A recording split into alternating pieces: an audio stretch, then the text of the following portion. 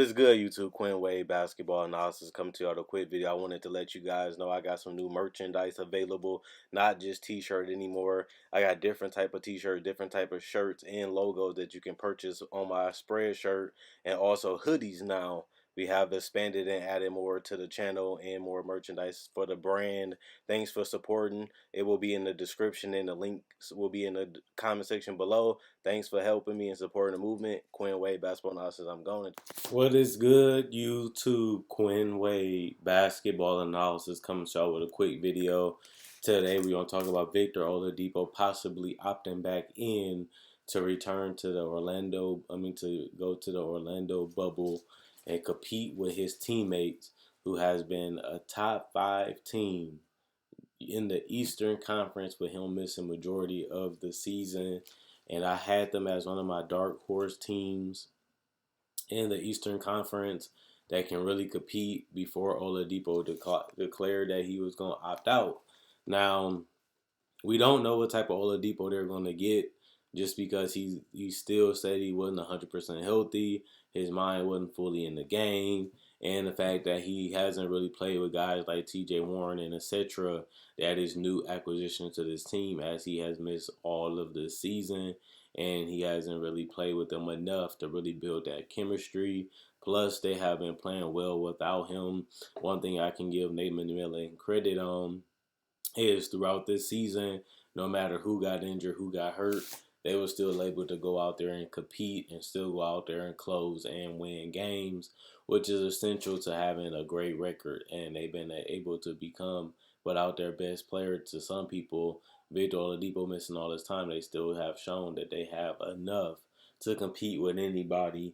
If Oladipo is healthy, they can become one of the best teams in the NBA. They already above 500, double digits above 500 team without Oladipo really playing. And with him, they didn't really play that well because they had to integrate him. They had to find out how to, use his isolation game and his ability to score and get out in transition and put it with guys like Brogdon, Warren, and Sabonis had an all-star season. He used to having the ball, and he used to being an offensive hub for this team. And even though they have guys that's unselfish and guys that are willing to do whatever makes the coach and the team happy, they still have to find ways to find that fit on the court where everybody is in the areas they need to be, but they also can be in the roles that make them effective and roles that can really make them interesting. So when I watch this Pacers team, I do wonder how good can this team be. And I always told you guys that I like them as a team. I like what they're about. I like their coaching staff and how they prepare and how they find ways to steal and win and close games. But I also want to know, can this team legitimately be a championship team in the future? Because once they sign um, a couple more guys, they're locked into this team, as they have gave Sabonis an extension, Turner extension, Brogdon a new contract, and they also paying Victor Oladipo a lot of money. Plus, his extension is eligible to this year, and it's easy for them not to give it to him just because he's been beat up and banged up and he hasn't played like the old Oladipo. But they will have to pay him more than they were paying him before if they want to keep him, because it's hard to get free agents in Indiana, and it's hard to get the people to want to really commit and stay there, as Malcolm Brogdon has been one of their biggest free agents in years. And on top of that, he isn't really a franchise-changing guy. He's just a great player in general. So I think that they have been one of the most interesting teams all year, just because everybody was excited about having a backcourt of Brogdon and Oladipo, two guys that can defend multiple positions, are very athletic and very strong, can play off the ball, on the ball, can get to the paint, can facilitate. They really have similar skill set. It just they play a little bit different. But having that type of dynamic, then you add TJ Warren, another guy that can handle the ball, that can hit mid-range and threes off the catch and off the dribble, while also knocking down floaters too. It really make them tough to guard and tough to scout, just because they are basically unguardable one-on-one. But then you add the fact that Sabonis has had the best season of his career, being able to set screens so they can get their first step and get right to the basket or get right to the floater spot. or he can roll to the rim, or hit his mid range, or his floaters, or sometimes even his spin moves or his post moves to punish teams that want to switch. He can still post up and finish around the basket and float around the basket. And then you have Miles Turner, another guy that fits well with this team, being able to space out the floor at that 5 position, being a solid but not a great rebounder, being one of the better rim protectors in the league.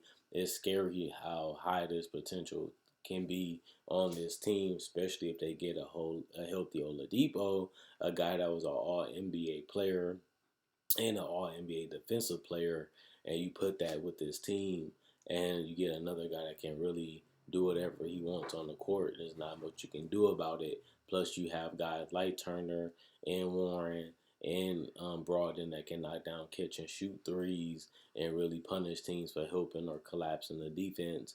And if you don't help or collapse, Oladipo has shown that he can get to the rim and finish like the best players in the league. And even though it does affect your driving ability and your mobility with the injury that he has had the last couple months or last year, I think he still has shown that he can still get to wherever he wants on the court even after the injury.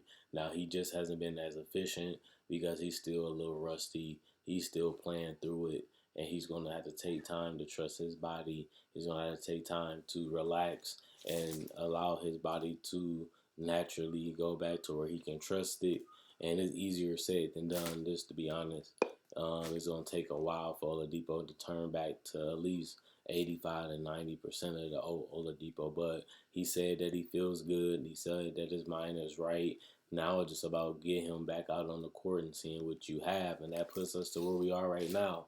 We have a team with like the Pacers where they're going to be a tough team to beat. They're going to defend. They're going to execute. They're going to really take their time and try to find the best shot available. And adding another weapon on Oladipo caliber just makes them tougher and harder and more unpredictable to guard. And that's what you want. You get a free upgrade. This is already a top 5 seed without Oladipo playing, and you get a guy that can defend and score at the level of Oladipo. It just makes his team even more better if he can knock down shots and if he can defend at least solidly throughout the playoffs. And I think that that's going to be the thing. What type of Oladipo are you going to get? Is he really worth bringing back when the games matter, like in the seeding games? Is those 8 games really going to help Oladipo be more comfortable, be more relaxed, and trust his body more? Or will he just be like he was in the last couple games that he played with Indiana, which was inefficient, struggling, really can't get to his shots, really can't knock down shots consistently?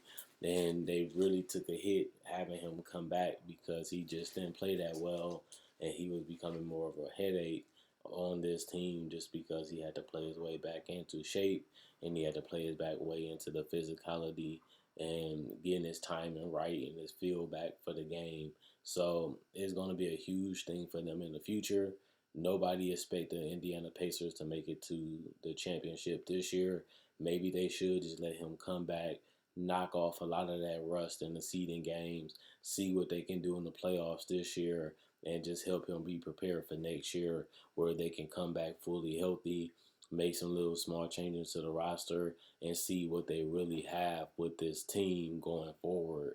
And I think that that'd be an interesting way to basically figure out what they should be trying to do with this team. But other than that, I think Oladipo is going to be a huge upgrade. I think he's really going to mesh with this team in the future, and I think that this team has a chance to being one of the best teams and a team that can possibly get to the Eastern Conference Finals with a chance to go to the NBA Finals if all guys are healthy and all guys, find a way to play off of each other, play with each other, and also with all the guys that can knock down shots and score. They're going to be a tough team to go against because they can be great defensively and they can be very versatile offensively, which means they're going to be a tough team to score on and defend.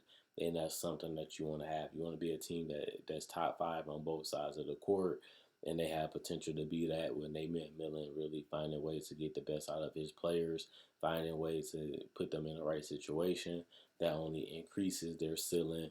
And if Oladipo can knock off the rust and come back a lot more healthier, that increases their ceiling too, to be in the Eastern Conference Finals team with a chance that if shots go their way, if they play the right way, a chance to go to the finals with a chance to win the title. We don't know if it's going to happen, but I wouldn't be surprised if it did. But other than that, check out my website, analysisplayground.com. Link in the description, comment section below. Check out my Facebook page, analysisplayground.com. Link in the description, comment section below. Like on Facebook to show support. Also, like this video if you liked it already. Thanks for the love and support. Also, share, as it actually helps the channel grow more reach, more people, which means it helps the channel expand.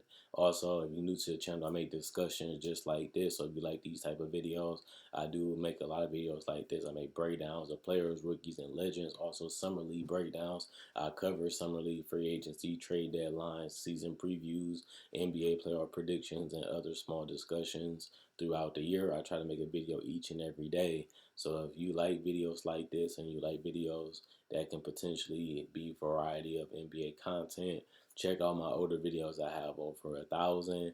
And then if you like this and you like what I do on my channel, I don't see why you wouldn't subscribe and become part of the family. Other than that, Quinn Wade, basketball analysis, I'm gone. Let me know what you guys think about Victor Oladipo. Can he get back healthy? Can they be a championship team if he is healthy? Is he the missing piece? Can he raise their ceiling? Or will he even fit with Brogdon and Warren and Sabonis, how they've been playing now? Will he fit? I don't know, but let me know what you guys think because I do read every comment. Other than that, enjoy the rest of y'all day.